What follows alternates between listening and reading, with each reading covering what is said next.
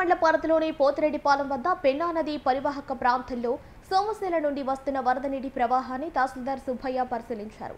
స్థానికుల నుండి వివరాలు అడిగి తెలుసుకుని వారికి పలు సూచనలు, సలహాలు అందజేశారు.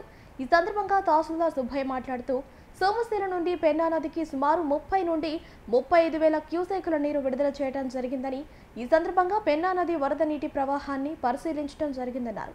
పెన్నా నదిలో వరద నీరు ప్రవాహం ఉధృతంగా ఉన్నందువల్ల పశువులను, గొర్రెలు, చేపల వేటకు వెళ్లేవారు పెన్నా నది వద్దకు వెళ్లొద్దని సూచించారు.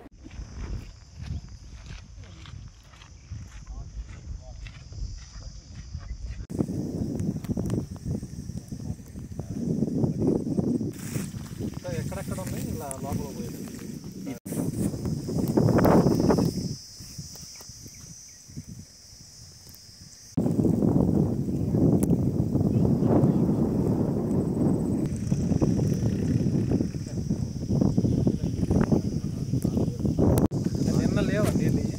నిన్న లేవు సార్.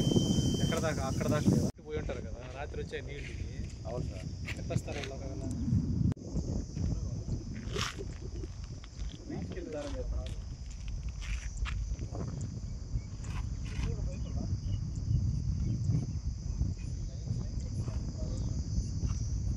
ఇచ్చేది ఆ పైన మనకు అక్కడేం లేదు సార్. ఆ శ్మశానం కాడంటే ఆడ కూడా నీళ్ళు వచ్చినాయి, ఆడ కూడా పోతున్నారు. లోతులో పోదు పైన పైన